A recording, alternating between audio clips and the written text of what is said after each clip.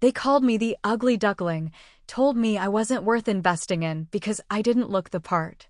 My sister even told people she was an only child.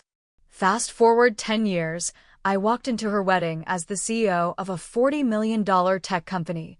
Her husband didn't even know I existed until I looked him in the eye and said, "I'm her sister." What happened next? Let's just say, silence can be the loudest revenge. I'm Ava Collins, 28 years old, standing outside my sister Sloane's wedding venue with my heart pounding against my ribs. 10 years ago, my family dubbed me the ugly duckling, the one who embarrassed them at every turn. They never expected to see me again, certainly not as the woman I am today. My sister's face when she spotted me across the room? Priceless. Her new husband had no idea who I was, which made what happened next even sweeter. Before I tell you how my family reacted when they finally recognized me, let me know where you're watching from in the comments. Hit that subscribe button and join me as I reveal how I went from family outcast to the person they never thought I could become. Growing up in Greenwich, Connecticut meant something specific: wealth, status, and most importantly to my parents, appearances. Our colonial-style house, with its manicured lawn and perfect white picket fence, mirrored what my parents wanted our family to be: flawless. My mother, Vivian Miller, was the quintessential socialite, always dressed in designer clothes, her blonde hair perfectly styled, her smile practiced to perfection for country club gatherings. My father, Charles Miller, was a prominent investment banker whose greatest pride seemed to be the connections he maintained and the impression his family made on others. Then there were us kids, my older sister Sloane and me. From the beginning, the contrast between us was stark and never went unnoticed.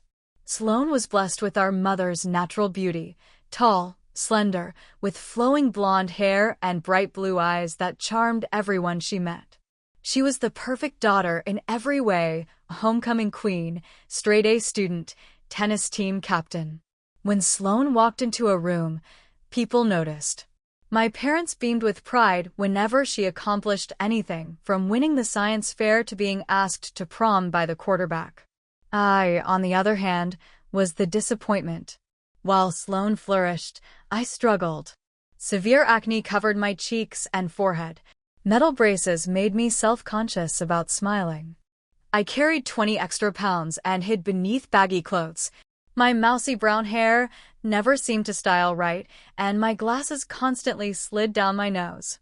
At family functions, relatives would gush over Sloane, then turn to me with that pitying look that said everything without words.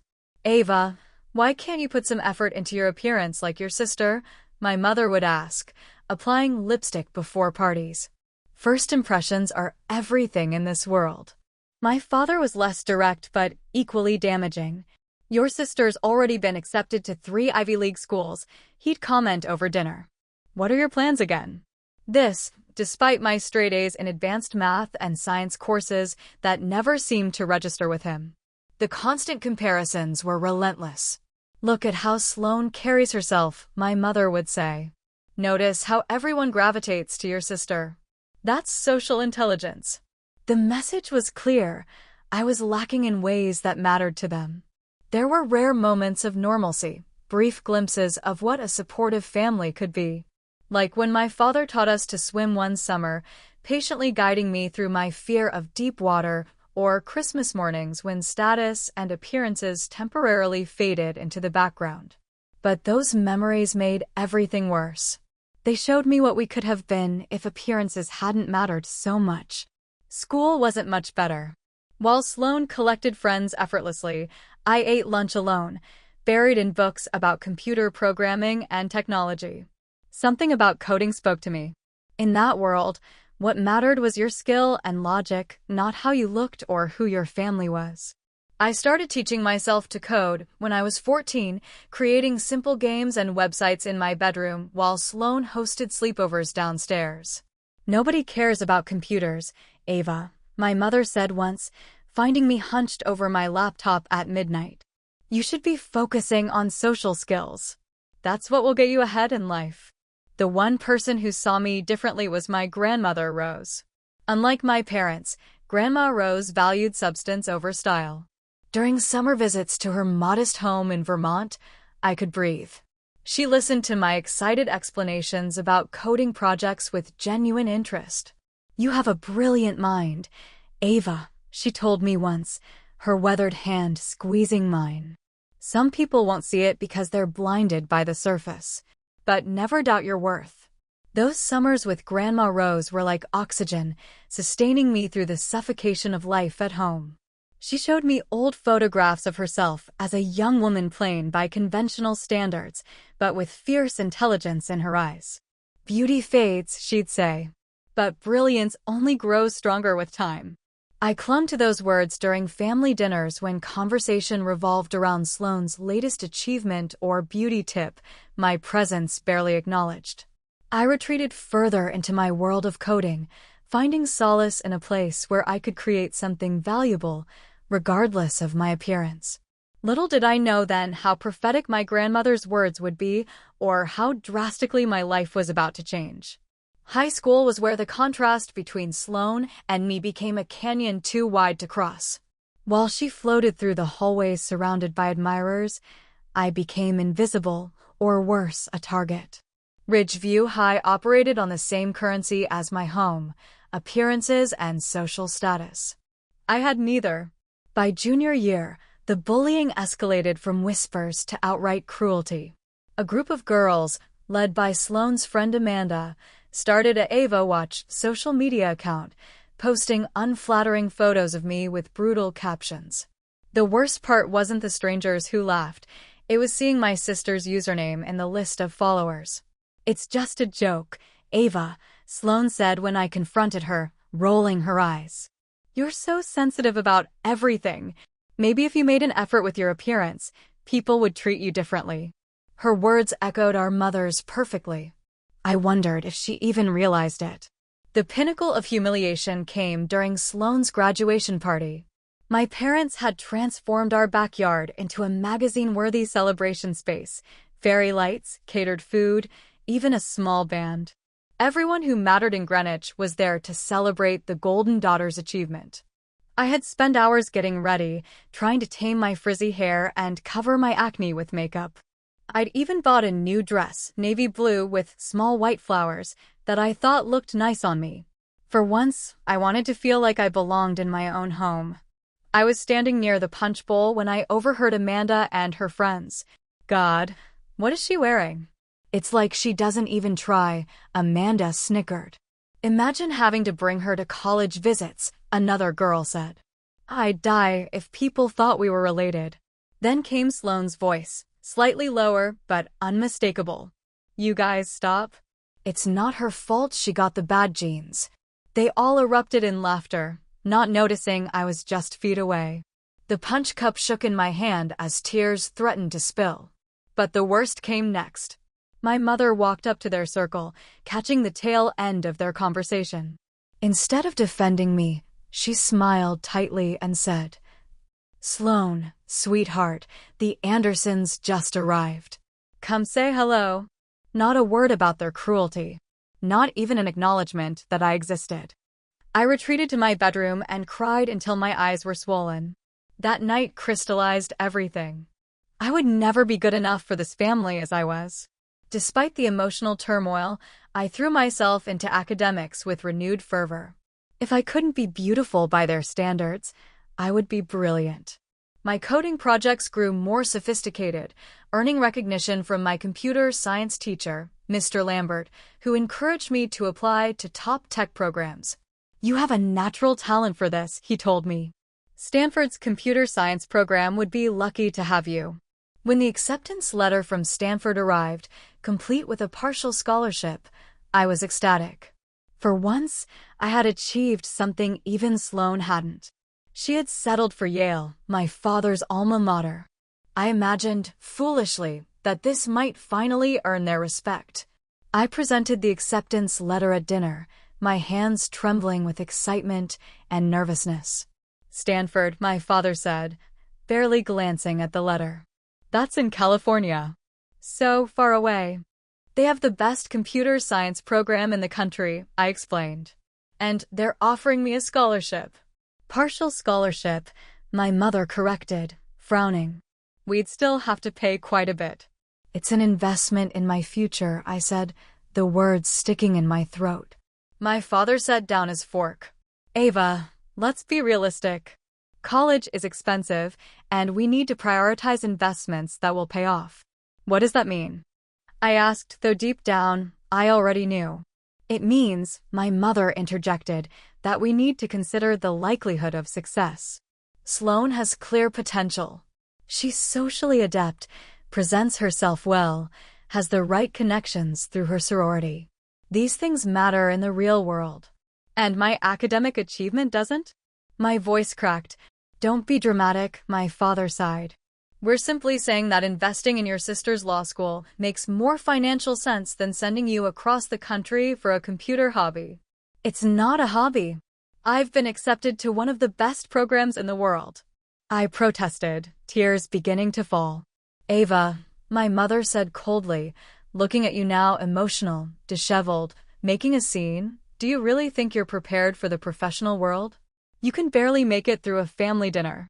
The words struck like physical blows. But what came next was the final cut. Let's be honest, my father said. You're the ugly duckling of this family, and no college degree is going to change that. In our world, presentation matters. Connections matter. You simply don't have what it takes. The room fell silent. Even Sloane looked uncomfortable. Charles, my mother murmured, not in objection to his cruelty, but to his bluntness. I stood up slowly, legs shaking. So that's it? I'm not worth investing in because I'm not pretty enough. We're being practical, my father replied. Maybe try community college first. See if you can improve yourself. I left the table without another word, locking myself in my bedroom. Through my tears, I made a decision. I would never beg for their approval again. The next day, Grandma Rose called, somehow sensing something was wrong. When I told her everything through sobs, she was silent for a long moment. Pack your things, she finally said. Come to the bank tomorrow at noon. I have something for you. She had been saving for years, she told me the next day. As she handed me a cashier's check for $20,000, Grandma Rose looked at me with eyes fierce with love. I always knew you might need an escape fund, she said. This was meant for my retirement, but you need it more. Go to California. Become who you're meant to be. I hugged her, both of us crying. I'll pay you back every penny, I promised. Just succeed, she whispered. That's all the repayment I need. 2 days later, I left with one suitcase and my laptop. I didn't say goodbye to my parents or Sloane. Instead, I left a note, going to become someone you'll regret dismissing. I didn't know then how prophetic those words would be. Seattle in September was nothing like Connecticut. The constant drizzle seemed fitting for my mood as I settled into the cheapest apartment I could find, a tiny studio with a hot plate instead of a kitchen, shared with 2 other girls in a building that smelled perpetually of damp laundry. Stanford had been the dream, but reality had different plans. The University of Washington offered me a last-minute spot with a decent financial aid package after I explained my situation. Those first months tested every ounce of my resolve. I worked mornings at a coffee shop, evenings waiting tables, and weekends doing data entry, all while carrying a full-course load in computer science. Sleep became a luxury I couldn't afford. Some nights, curled on my thin mattress with the sounds of the city filtering through paper-thin walls, I wondered if my father had been right. Maybe I didn't have what it takes. My roommates, Cassie, a biochemistry major, and Riley, an art student, became my first friends, more by proximity than choice. They witnessed my darkest moments. Like when I got the call that my partial tuition payment was due, and I was still $1,000 short. You've barely eaten all week, Cassie observed, pushing a plate of her homemade dumplings toward me as I calculated my finances for the 100th time. I'm fine, I insisted, though my stomach growled in betrayal. Take the food, Riley said firmly. And take this. She handed me a flyer for a coding competition with a $2,000 prize. Your weird robot programs are good. You should enter. I almost didn't. The voice in my head, sounding suspiciously like my mother's, kept whispering that I would embarrass myself. But desperation proved stronger than doubt. The competition required creating an algorithm for optimizing urban traffic flow. I worked on it for 72 straight hours, fueled by vending machine coffee and sheer determination. When I presented my solution, my hands shook so badly I nearly dropped my laptop. But as I explained my approach, something strange happened. People listened. The judges asked questions, genuine, thoughtful questions. Not out of pity, but real interest. I didn't win first place, but my third-place finish came with a $1,000 prize and something far more valuable: validation. One of the judges, Dr. Lillian Morgan, approached me afterward. "Your solution showed remarkable insight," she said, her gray eyes sharp behind round glasses. "Especially for a freshman. Are you planning to specialize in algorithm development?" For the first time, someone was asking about my mind, not my appearance. The sensation was so novel, it took me a moment to respond. Dr. Lillian Morgan became my mentor, recommending me for research assistantships and introducing me to her contacts in Seattle's growing tech scene. Under her guidance, I began to see my potential through her eyes rather than my family's. "The tech industry needs minds like yours," she told me during one of our weekly meetings. "Creative, resilient, and unafraid to challenge conventional approaches." By the end of my first year, I had secured a summer internship at a small security software company. The pay wasn't much, but the experience was invaluable. I felt myself growing, not just as a programmer, but as a person. For the first time, I was in an environment where my appearance was irrelevant compared to what I could create. My social circle expanded gradually, introducing me to people who valued substance over style. My study group, Jace, Harper, and Leo, became true friends. They never made me feel self-conscious about my looks or background. With them, I could simply be Ava, the coding whiz, not Ava, the family disappointment. "You think differently than anyone I've ever met," Jace told me once as we tackled a particularly challenging assignment. "It's like your brain finds pathways the rest of us don't even see." Physical changes came slowly, almost without me noticing. The constant stress that had exacerbated my acne began to ease as I found my place. Walking everywhere, because I couldn't afford bus fare, toned my body naturally. One day, Riley insisted on cutting my hair, transforming my unruly mane into a stylish bob that actually suited my face shape. "See?" she said, spinning me toward the mirror. "You were hiding behind all that hair." I barely recognized myself.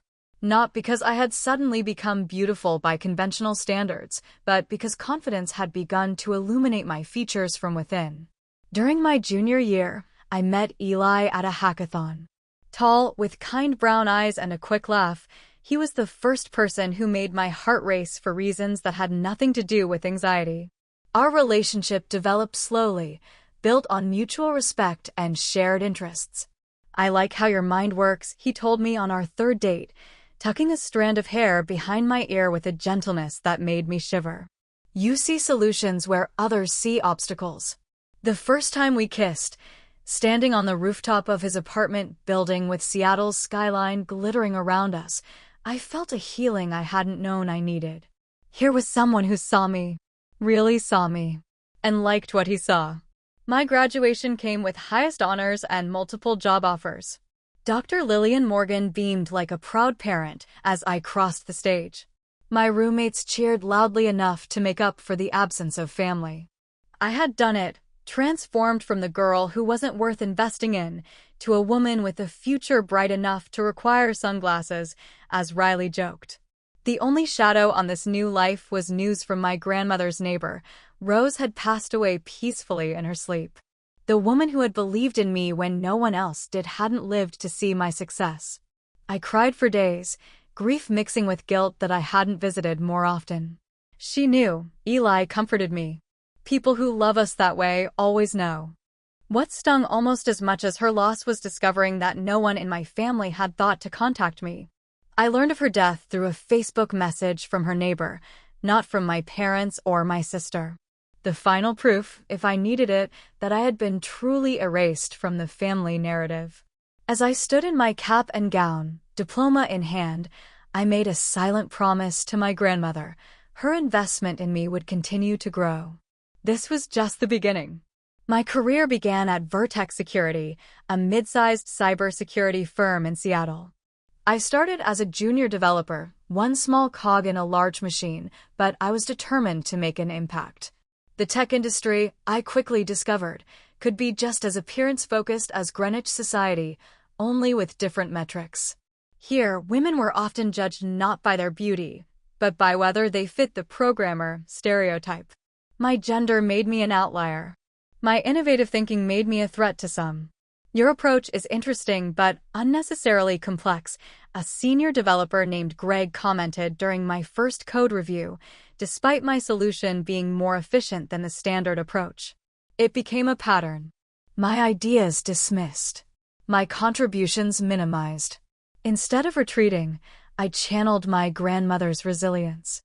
I documented everything, built flawless test cases, and let results speak for themselves.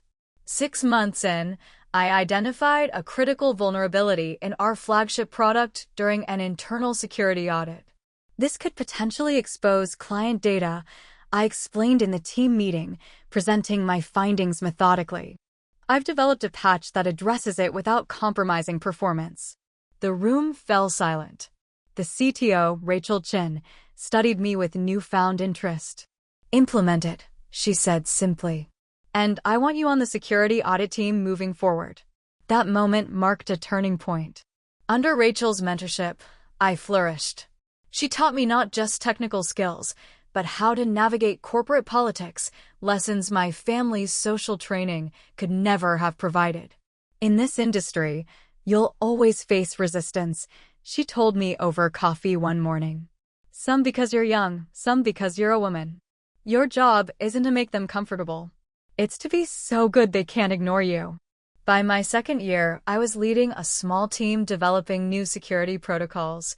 By the third, I had been promoted twice and earned a reputation as a rising star in Seattle's tech community. My salary had increased enough to afford a comfortable apartment with a view of Puget Sound, a far cry from my first cramped studio. Then came the breakthrough that would change everything. While working on a client's ransomware recovery, I identified patterns that led me to develop a new algorithm for predictive threat detection.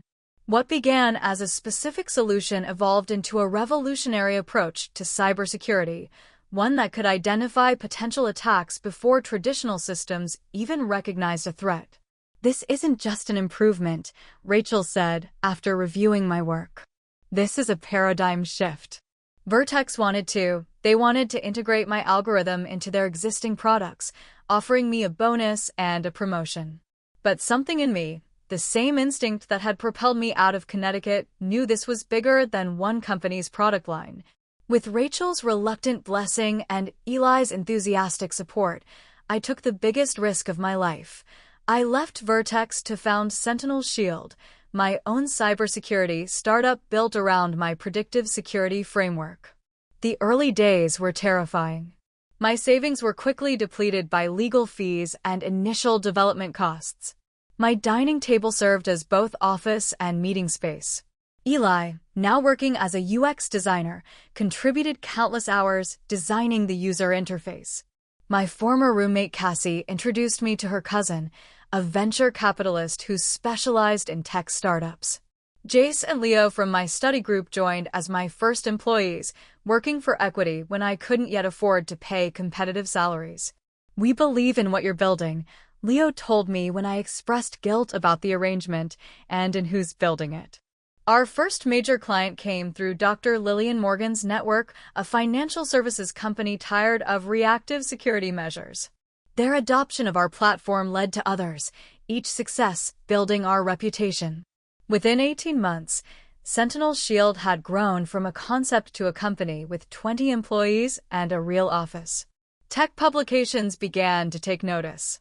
Security's New Frontier, How Ava Collins is Revolutionizing Cyber Defense, read the headline of an industry magazine feature.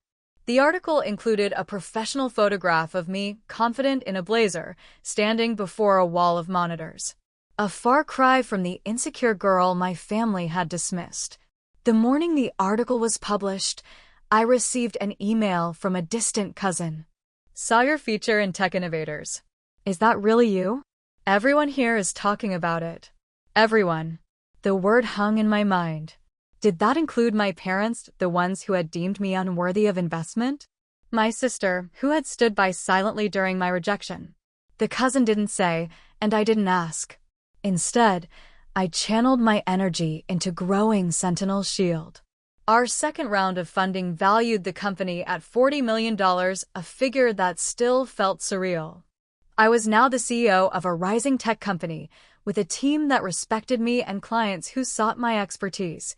Personal growth paralleled my professional success. Therapy helped me process the trauma of my family's rejection. You've built yourself from the ground up, Dr. Bailey observed during one session. But there's still a part of you waiting for their approval. She was right. Despite everything, some childish part of me still craved validation from the people who had hurt me most deeply. It was my most closely guarded vulnerability, one I admitted only to Eli and Dr. Bailey. Eli had become my rock. His steadfast support never wavered, even during Sentinel Shield's most stressful periods. Our relationship deepened into something I had never thought possible, unconditional love based on who I truly was. Marry me, he proposed on a rainy Seattle evening, kneeling in our living room with a simple sapphire ring. Be my partner in everything, the way I want to be yours. I said yes through happy tears, the band sliding perfectly onto my finger. For the first time, I felt like I belonged somewhere completely. 2 weeks after our engagement, I received the news about my grandmother Rose through a Facebook message from her neighbor in Vermont. She had passed peacefully in her sleep at 84. The message mentioned a memorial service, one I'd already missed. No one had thought to contact me directly. With shaking hands, I searched online for her obituary. There I was, listed among survivors, granddaughter Ava Collins of Seattle. An afterthought. Included only for formality's sake. What struck me most was learning that my family had gathered without any attempt to include me in my own grandmother's farewell. That night, I cried in Eli's arms, mourning not just Rose, but the family I'd never truly had. She was the only one who believed in me, I sobbed. And I couldn't even say goodbye. Then live in a way that honors her belief in you, Eli said softly. That's the best goodbye. I took his words to heart. I established the Rose Miller Scholarship for young women pursuing computer science, my way of extending the lifeline she had once offered me. Life settled into a fulfilling rhythm of work I loved and relationships that nourished me. I had created a chosen family of friends and colleagues who valued me for exactly who I was. At 37, Sentinel Shield was becoming a major player in cybersecurity, with offices in 3 cities and over 100 employees. I had everything I'd ever wanted, except closure with the past that still occasionally haunted my dreams. Then the elegant cream envelope arrived. It bore a return address from Greenwich, Connecticut. The invitation sat on my coffee table for 3 days before I could bring myself to open it. Its heavy paper and gold embossing screamed old money, the world I'd left behind. Finally, on a rainy Sunday morning, with Eli beside me for moral support, I slid my finger under the seal. Together with their families, Sloan and Miller and Andrew James Thornton request the honor of your presence at their marriage ceremony. My sister was getting married. And somehow, after 10 years of silence, I had made the guest list. Are you okay? Eli asked, his hand warm on my shoulder as I stared at the elaborate calligraphy. I don't know, I answered honestly. The invitation felt like a surreal connection to a life I'd almost convinced myself had been a bad dream. Why now? That question haunted me in the days that followed. I carried the invitation to my next therapy session with Dr. Bailey, placing it on the small table between us like evidence in a trial. What does it mean to you that they've reached out now? She asked, her calm voice centering me as always. That's just it. I don't know if they're actually reaching out, or if this is some sort of obligation.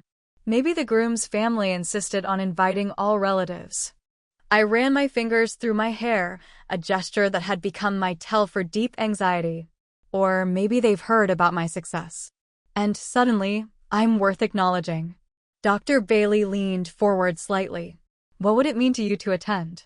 I hadn't allowed myself to fully consider that possibility. Closure, maybe. Or reopening old wounds. I honestly can't decide which. It's more likely we spent the hour examining my options from every angle. By the end, I still hadn't made a decision, but I had clarity about what factors should guide it. Remember, Dr. Bailey said as our session concluded, attending or not attending are both valid choices. The important thing is that you make the decision from a place of strength, not from that wounded 18-year-old's perspective.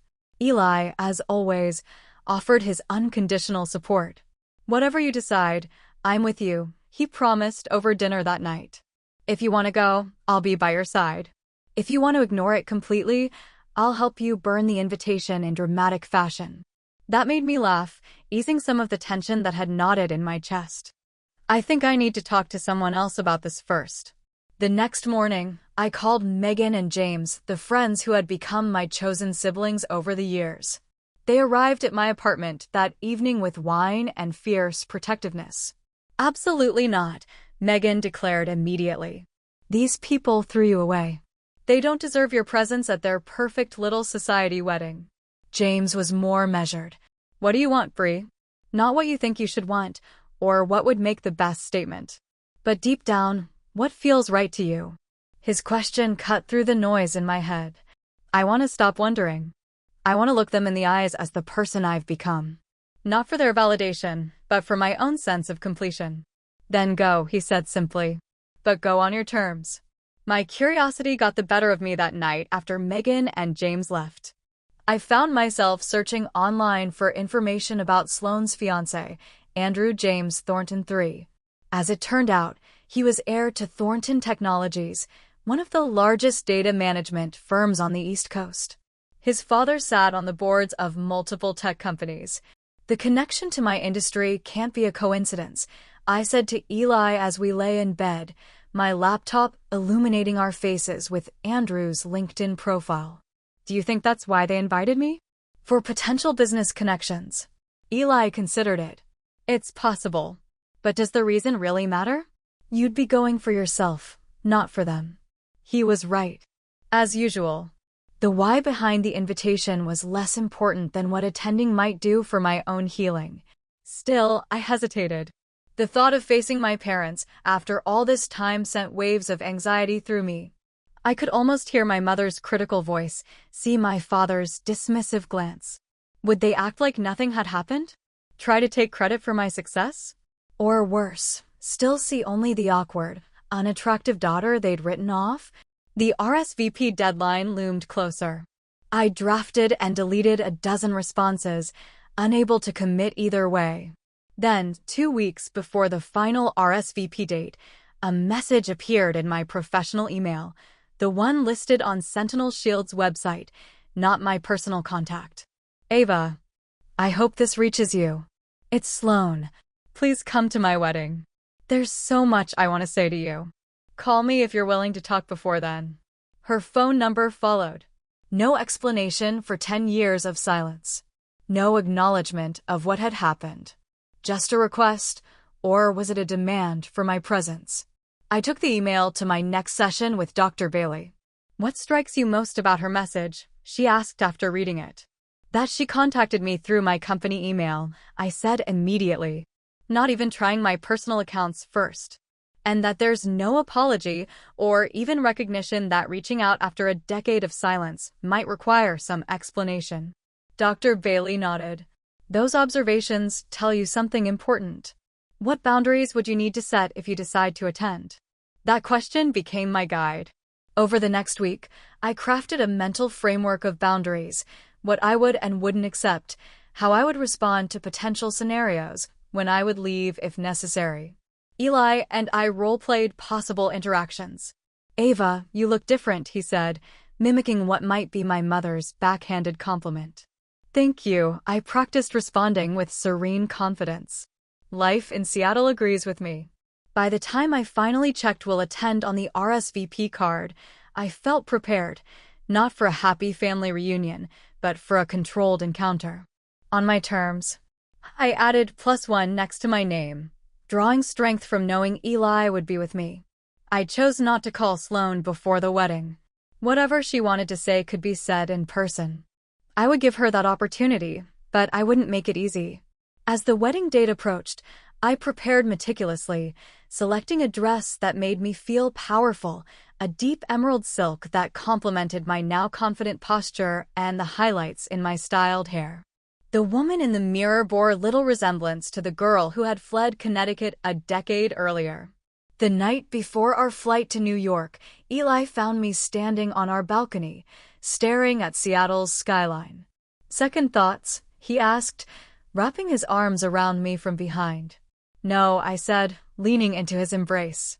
Just reminding myself who I am now. CEO. Innovator. Loved. Whatever happens tomorrow, they can't take any of that away from me. No, he agreed, kissing my temple. They absolutely cannot. As our plane took off the next morning, I felt a strange sense of peace. I was no longer running away from Greenwich. I was choosing to return on my own terms, as the woman I had become despite them, not because of them. Whatever awaited me at the Westbrook Country Club, I was finally ready to face it. She whispered, as if seeing an apparition. Hello, Sloane, I said calmly. Congratulations. It was a beautiful ceremony. She stared at me, taking in my appearance, my poise, the confident woman who bore little resemblance to the sister she'd last seen. You came, she finally said. I wasn't sure you would. Your invitation was unexpected. Something flashed in her eyes, guilt, perhaps, or embarrassment. You look amazing, she said, changing the subject in typical Sloane fashion. Really transformed. Life has a way of doing that, I replied, especially when you're forced to build it entirely on your own.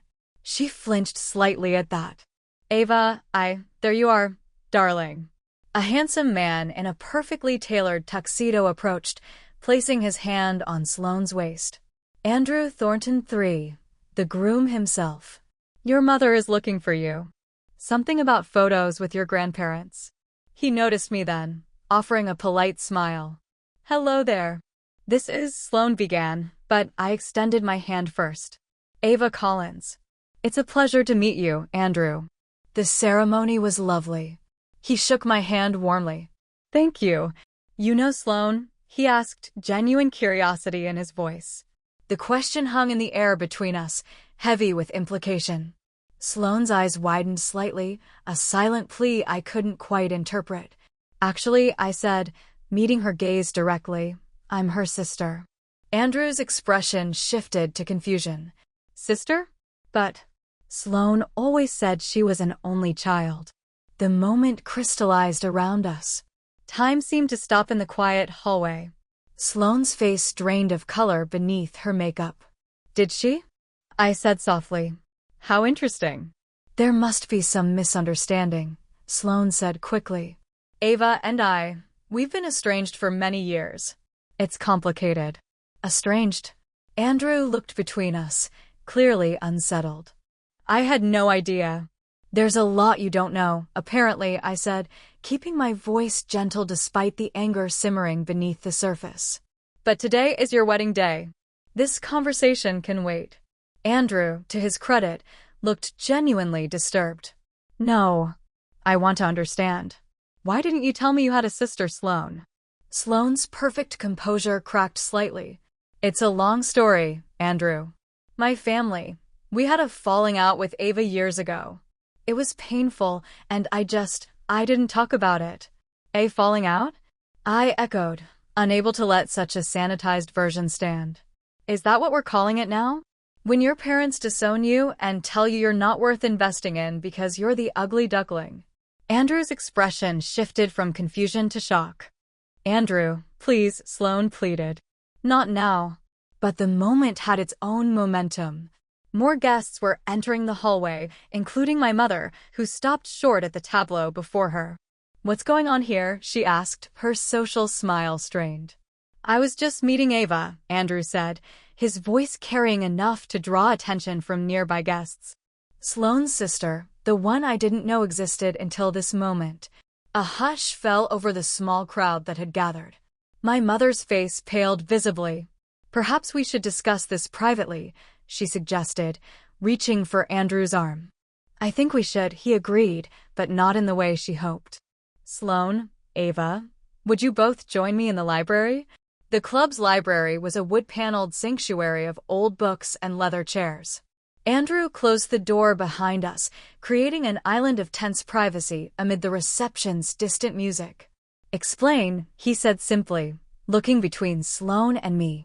Sloane looked trapped, glancing toward the door as if contemplating escape. "Andrew, it's our wedding day. Can't this wait?" "No," he said firmly. "I just discovered my wife has a sister she never mentioned. A sister who claims she was disowned by your family." "That's not a small detail, Sloane." I stood quietly, allowing the moment to unfold. This confrontation wasn't mine to initiate, but I wouldn't run from it either. "It wasn't like that," Sloane finally said, her voice small. "Ava left. She chose to cut ties with us. After being told I wasn't worth investing in," I added calmly. "After years of being compared to you and found wanting. After being mocked for my appearance and interests instead of supported." "That's not fair," Sloane protested. "You are always so sensitive about everything." "Was I sensitive about overhearing you laugh with your friends about how unfortunate it was to have me as a sister? Was I sensitive about Dad calling me the family's ugly duckling? Or about Mom suggesting community college because my Stanford acceptance wasn't worth the investment?" Andrew's expression darkened with each question. "Is this true, Sloane?" She couldn't meet his eyes. "You don't understand how it was. Ava was different, difficult. She didn't fit in." "Because I didn't meet your beauty standards?" I asked quietly. "Because I was interested in computer science instead of social climbing? You made everything so hard." Sloane burst out, years of defensive justification breaking through. "You could have tried harder to fit in, to be like the rest of us. Instead, you judged us all for caring about appearances and connections, while benefiting from the privilege they provided." "I was 18, Sloane. A child seeking my family's love and support. And now look at you," she said, gesturing to my polished appearance. "You figured it out eventually. You're successful, beautiful by conventional standards now. You didn't need us after all." "That's not the point," Andrew interjected, his voice tight with controlled anger. "The point is you lied to me. By omission, but still a lie, about something fundamental. Your own sister." The door opened then, and my father entered, his artificial smile not reaching his eyes. "Everything all right in here? Guests are asking for the bride and groom." "No, Charles, everything is not all right," Andrew said, using my father's first name with new coldness. "I've just learned some disturbing things about how your family operates." My father's facade slipped for a moment before recovering. "Family matters can be complex, Andrew. But today is about celebrating your union with Sloane, not relitigating old disagreements." "Is that what you call disowning your daughter?" "An old disagreement?" Andrew asked. The library door opened again, this time revealing Eli and Andrew's father, James Thornton II, a distinguished man with silver hair and shrewd eyes. "Everything all right, son?" the elder Thornton asked, taking in the tense scene. "Actually, no," Andrew replied. "I've just discovered that my wife has a sister she never mentioned, Ava Collins. Apparently, the family disowned her years ago." James Thornton's eyebrows rose slightly. "Ava Collins of Sentinel Shield?" The question hung in the air. I nodded. "Yes, that's me." Recognition dawned in his eyes. "Your predictive security algorithms are revolutionizing the industry. We've been following your company's progress with great interest." My father's expression shifted from dismissive to calculating so quickly it would have been comical in another context. Ava has done quite well for herself, he said, as if he'd supported me all along. Without any help from you, Eli noted, speaking for the first time. In fact, despite your active hindrance. Young man, you don't understand family dynamics, my father began. I understand human decency, Eli interrupted. And from what Ava shared, and what I'm witnessing now, that seems in short supply in your family. The tension in the room was thick enough to cut. James Thornton looked between his son and the Millers with growing concern. Andrew, he said carefully, there are 200 guests waiting. Whatever the situation is, perhaps it can be addressed after the reception. Andrew turned to me, his expression troubled but respectful. Ava, I apologize for my role in this uncomfortable situation. I had no idea about any of this. You have nothing to apologize for, I assured him. This isn't your burden to bear. He nodded, then turned to Sloane. We'll return to the reception, because it's the responsible thing to do. But afterward, we need to have a serious conversation. About honesty. And values. Sloane's perfect wedding day expression had crumbled entirely. She nodded mutely, tears threatening to spill. As everyone prepared to return to the reception, my mother approached me. Her voice was low and sharp. Was this your plan all along? To ruin Sloane's wedding day with ancient history. I met her gaze steadily. No, Mother. I came because I was invited, against my better judgment. The truth emerging isn't my fault. It's the consequence of years of lies and erasure. You've changed, she said, her eyes assessing me in that calculating way I remembered so well. Yes, I agreed. I have. But not in the ways you think. My worth didn't increase with my success or appearance. It was always there. You just couldn't see it. Could you? She asked, her voice trembling with emotion. I didn't come to disrupt your wedding, Sloane. I came because after 10 years, I thought maybe there was a chance for reconciliation. I should have known better. So this is my fault too, like everything always was. No, I said gently. But it's not mine either. The truth was always going to come out eventually. I'm sorry it happened today, but I didn't engineer that moment. She was quiet for a moment, vulnerability breaking through her perfect bride facade. He's so angry with me, she whispered. He values honesty. That's not a character flaw. What happens now? She asked, suddenly sounding like the little sister I'd once known. That depends on you, I said. And on whether there's anything real left between us to salvage. I handed her my business card with my personal number written on the back. If you want to talk, really talk, call me. But only if you're ready to be honest about the past. As Eli and I left the Westbrook Country Club, I felt lighter somehow, as if putting the truth into the open had released a weight I'd carried for a decade. Whether anything would come of that confrontation remained to be seen, but for the first time, I had faced my family on my own terms, not as the rejected ugly duckling, but as the woman I had fought to become. Our hotel room felt like a sanctuary after the emotional intensity of the day. I kicked off my heels and collapsed onto the bed, mentally and physically exhausted. You were incredible today, Eli said, loosening his tie. How are you feeling? I stared at the ceiling, taking inventory of my emotions. Strangely peaceful, I finally answered. Not the closure I expected, but a kind of release. Like I've been holding my breath for 10 years, and finally exhaled. That night, I slept more soundly than I had in weeks. As if confronting my past had quieted some restless part of my subconscious. We flew back to Seattle the next morning, returning to our normal lives, or so I thought. 3 days after the wedding, my phone rang with an unfamiliar Connecticut number. I answered cautiously. Ava, it's Sloane. Her voice sounded smaller than I remembered, lacking the confidence that had always been her hallmark. Hello, Sloane, I replied, keeping my tone neutral. Can we talk?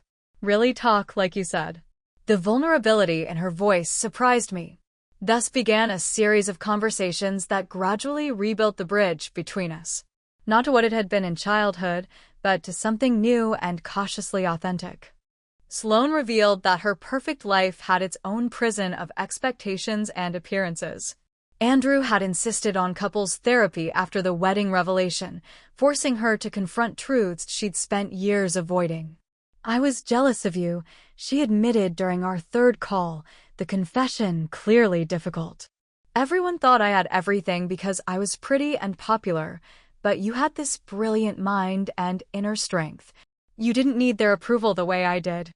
"I would have traded my brilliant mind for their love in a heartbeat back then," I told her honestly. "I know. That's part of what I have to live with now." Andrew, it turned out, had been raised with very different values than the Millers.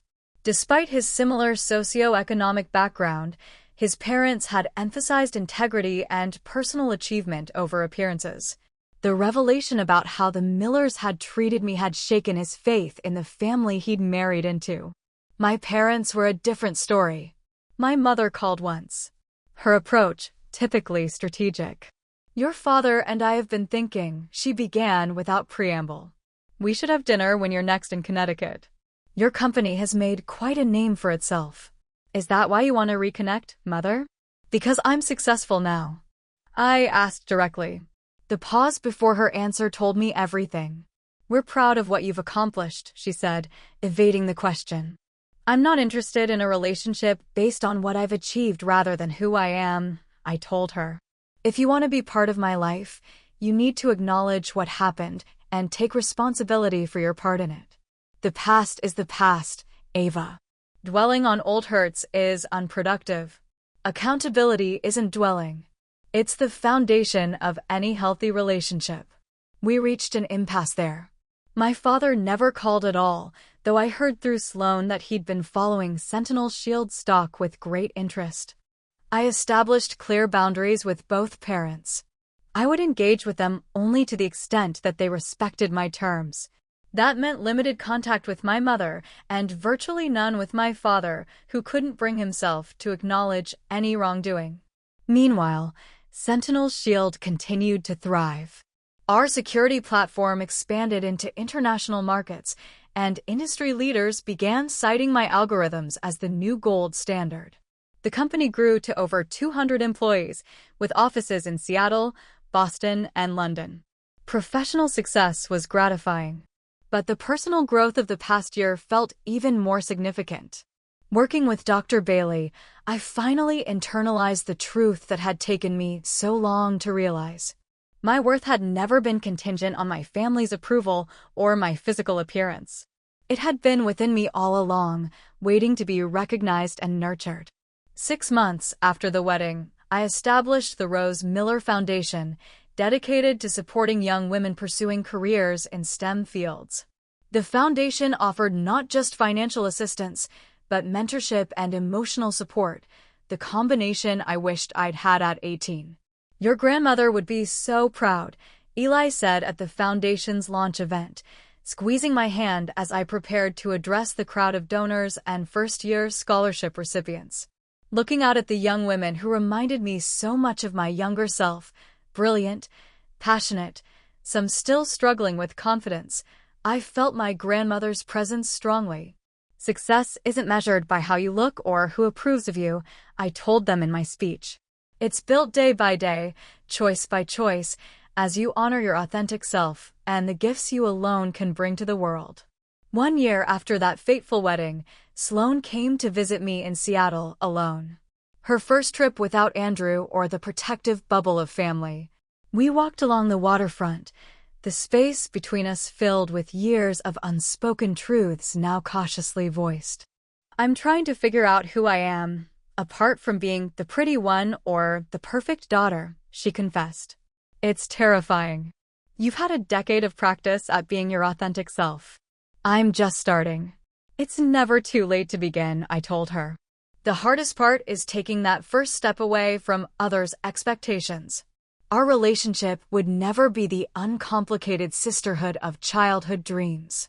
But it had evolved into something honest, a connection between two adult women with shared history and separate paths, finding common ground in their imperfect journeys.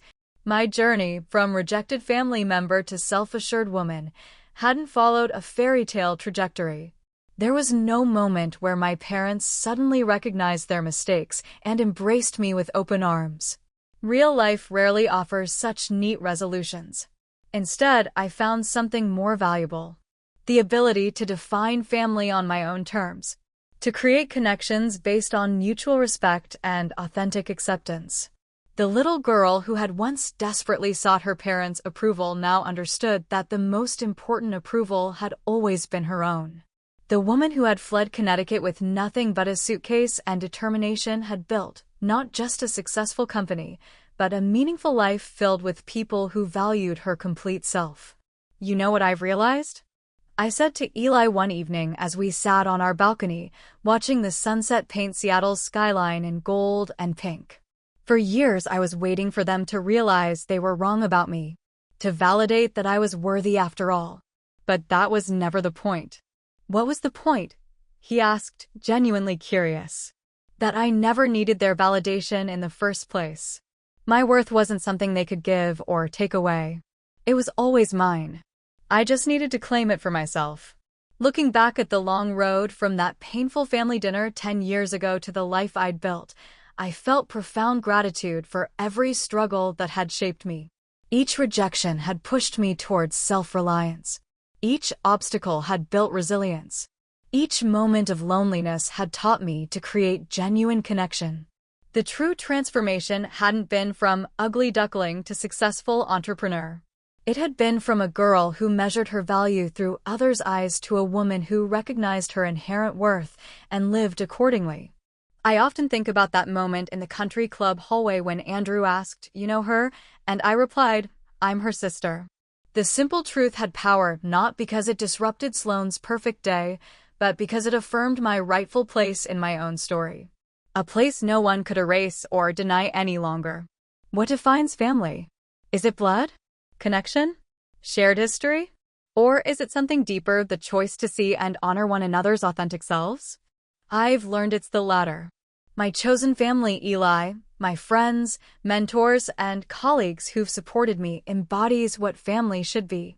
And if blood relatives want to be part of that circle, they're welcome, but only if they can participate with the same authenticity and respect. Have you ever had to redefine family in your own life? What boundaries have you created to protect your sense of self-worth? And that's my story, not of revenge in the dramatic, explosive way we often imagine, but in the quiet power of becoming everything they said I couldn't be. The truth is, the best revenge isn't proving them wrong. It's choosing peace, setting boundaries, and building a life that honors your worth.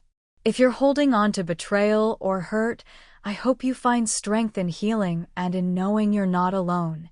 Drop your story in the comments. I'd love to hear how you rose above. And tell me this: what does living well look like for you now?